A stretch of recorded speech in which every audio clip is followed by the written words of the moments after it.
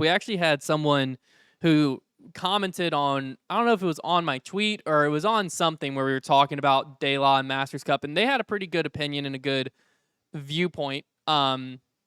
Because like De La, in my opinion, it's similar to Winthrop in a lot of ways, right? Where there's a lot of history behind the course, but if you stepped Okay. into the course or if you stepped into the sport blind right now, kind of like you did, and you walked out there without the knowledge of history, similar to Winthrop, there's a lot of questions of like, Winthrop, why are we throwing from a stadium?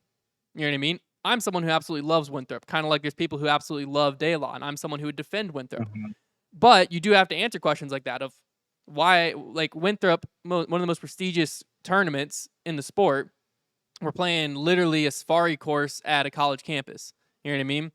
But there is Yep. that history behind it. As the tour grows and stuff, I don't think Winthrop is the forever home of USDGC. We've talked about that many times. Um, and so someone suggested, and I thought this was a pretty good idea, that maybe something, an exhibition, maybe like the match play, or if the Pro Tour put on another like exhibition type event, it could be similar to Champs vs. Chumps was always out there, which that was Yeah. Central Coast thing. If the Pro Tour want to do something similar to where you still have that course, it's still shown, I but don't it's think shown in match a play. I more don't think fun way. match play would be terrible on that course though. There's no Well, that's just decision making. their current extracurricular, if you will. I mean, I guess you could do like a Yeah. skins match. That might also be But there's boring, just no. but But even that, like that's the whole thing with Masters Cup, yeah, and that's I think again I loved that style of those style of shots, yeah, right? Like I love the thought process, or not the thought process, but the uniqueness of having to play that course because again it's very different. But the one thing that kind of got removed was strategy. When you have a course that's all par threes and there aren't really that many options on these holes, everyone's pretty much just throwing the same exact shot. So yeah, you, to me, I think you remove a part of disc golf that is really really fun, which is like having to think like, what am I doing on my second shot? And oh, like the only time you ever had to do that was when you threw a really really bad drive. Um, there was never there's not really any holes out there where you're like, I don't know if I'm going to go for this one. Like you're trying to birdie every hole. yeah, So to me, it kind of just takes a little bit of the strategy away. Now, obviously, there is a lot more strategy when it comes to like whether or not you're running putts and stuff around the greens out there. So I think that is cool. And like I said, I think it has the land where you could put a really sick 18-hole course on it. mm-hmm, The problem, though, is like the reception is terrible up there. Parking is really bad. And as far as like spectators go watching and stuff, it's not good either. So those again are all things I think that the Disc Golf Pro Tour are looking for. And obviously, there's a reason why it was a national tour event and it got pretty much demoted to a Silver Series, just because there's some things that the Pro Tour is definitely looking to have at these events, and unfortunately, De La, like the actual course up there, doesn't provide. Where um, had the entire event at the De La Muni course, which is the golf course, I think some of those things are kind of alleviated. So, that but definitely makes all sense. right, enough. Well, let me say one more thing before we move off of De La. Well, I have the payout as well. Okay, yeah, I do tell have me what that that pulled up. is. So, Open at Tallahassee, the total pro purse was $33,170, and the winner Albert Tam took home $2,530. At the Santa Cruz Masters Cup, the total pro purse was actually higher at $35,790, and Gannon Bird took home $500 more at $3,000. So I think it was. I mean, I can look into more Silver Series, but I think it's just going Yeah. from DDO, which has a really solid payout, to a Silver Well, Series is where it well, just feels different. I guess too, one thing to think about is, it's the same thing as if you're an NFL quarterback, right? If you're an NFL quarterback for the Tampa Bay Buccaneers versus the Los Angeles Rams, uh, like if you're making the same money, right? Both quarterbacks are making 20 mil. The Buccaneers quarterback is making so much more Mm, that makes sense. That makes sense.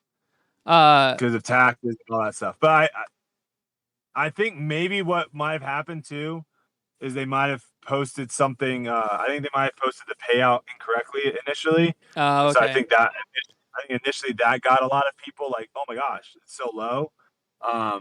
But yeah, to me, it's the Silver Series. I think that's just one of those. I think a lot of people though were probably playing De La Masters Cup not for the money, but for the actual experience of playing it. Because again, it's unlike any other courses we've played on tour. Yeah, that's fair. Now you obviously still have some haters, we'll call them that, and defenders of the course. That's a better way to put it in the comments. Some people Yeah, what are people saying? So we What are have people saying? one, Dan Stevens says, "Wah, there's a tree in the fairway. Cry me a river. It's part of the game, you whiner." Um, I buried someone, that hole both days. I buried that someone, hole both days. someone, Average distance to the basket, 20 feet. yeah, Get wrecked. someone farther up here. Where were they? Phase 4 Radio said your critiques are so self-absorbed, which was an interesting take because I felt like what you're talking about is kind of the direction of what provides the most fair tournament for the Pro Tour, not for Yeah, yourself. I don't Correct? I don't under yeah, I don't understand. A lot of people think this too, like also with like the ratings thing and me saying like ratings don't matter and all this stuff. A lot of people think it's because I'm like trying to do stuff. I don't know. I think a lot of people move the when it comes to me on topics and stuff, I think a lot of people move the goalpost because I'm always fighting for players and I'm always fighting for like the fairness of the best player winning, whether Yes. that is benefiting to me on some tournaments or actually disadvantageous. For example, playing a course that is heavily wooded and like super like unpredictable and all this stuff, does that play to my advantage? It probably does actually, because I'm less likely to hit lines consistently as some of these other players that you would call like wooded courses that are really good at hitting lines. Mm-hmm. So making a course more fair for the people that can consistently hit lines is actually not beneficial to me. Mm. I'm more of a uh, throw it and kind of hope for the best right now a little bit. I'm a little bit more inconsistent than some of these people. So I would want more like fluky stuff of where it could mess up shots and Yeah. whatnot. Yeah. So I've never understood that take of people being like, you're just complaining. Because again, a lot of the stuff I've been talking about was back when I was terrible at disc golf and I like wasn't cashing and wasn't doing anything. And I'm keeping that same energy all the way up to where I am now. Yeah. So, um, are there any actual like good reasons for the again, I think it's a great course. I had a lot of fun playing it. I just don't think it's on the level of what a disc golf pro tour event should be at. That's all I'm going to say. Yeah. No, there's no good rebuttal to that in the comments, and I haven't seen a good rebuttal yet, other than Paul's response back of saying it requires more touch and accuracy than the current tour courses, which that's completely fair. So But so that's did the only. DDO. So did DDO. Yeah, I was just saying that's the only genuine one because most of it is. People hated Most of it DDO. just. And no one. Where was his tweet when everyone was coming after DDO and saying that this course It sucks? doesn't have history. Because that course, that what? It doesn't have history. No one wants to. That's what I put it this way to Yeah, but Trevor. his thing, what If his tweet isn't saying. His tweet isn't saying. we might have lost Brody at a inopportune Angles and time. how the disc, Yeah. whatever. That's what DDO all was. You can't just throw shots in and have them skip up and go OB. You have to control your angles and either throw good spike hyzers to have them stick, or you had to throw flat shots. So like my whole thing is like everyone was critiquing that course. Everyone was saying that course sucked. Where was the tweet saying no, this is a good course? The OB, the amount of OB prohibited people just from throwing as far as they wanted to, Yeah. and also the amount of OB also prohibited people from just being super aggro aggressive. You Yeah. had to like be smart. You had to strategize. I, I'm just always going to fight for courses that reward good shots and penalize bad shots. Yeah. Well, what Always. I'm saying is the reason De La has the pushback of or people defending it versus like what you're asking about DDO is the history because there is that we've played it before. We've national tours have been out there. You know, there's so many great battles back and forth and stuff like that. To where I think that if Daylaw was designed this year, introduced to the Pro Tour this year, then what you're saying wouldn't be crazy. No one would be coming after you because it would just be like, yeah, of course, like that doesn't make any sense. But because there's the history and it is such a big part of our sport leading up to this, and there's nothing wrong with that. And I definitely think there's a place for it within the sport to still showcase it. But what you're saying is basically a par three that doesn't have like consistent ground action, doesn't have the fairest of fairways, and can be argued as fluky at Just times. but That's where also it's a tough thing. just stop. But also just stop right there at a par three course. Like Well, I don't yeah, think a par three course should be on the Disc Golf Pro Tour. I agree with that I too. just don't think I don't like don't even worry about all the crazy rollaways and the unlucky breaks and all this and that. Like I just don't think a par three course is something that is completely like when you talk about the world championships and stuff. A lot of times, players or fans and everything they talk about like having two courses, one open, one wooded. You get to complete whatever, right? Yeah. My thing is like I'm fine with going and playing a course that is wooded. Like you didn't hear me complain about anything about WR Jackson. Mm-hmm. That's a course.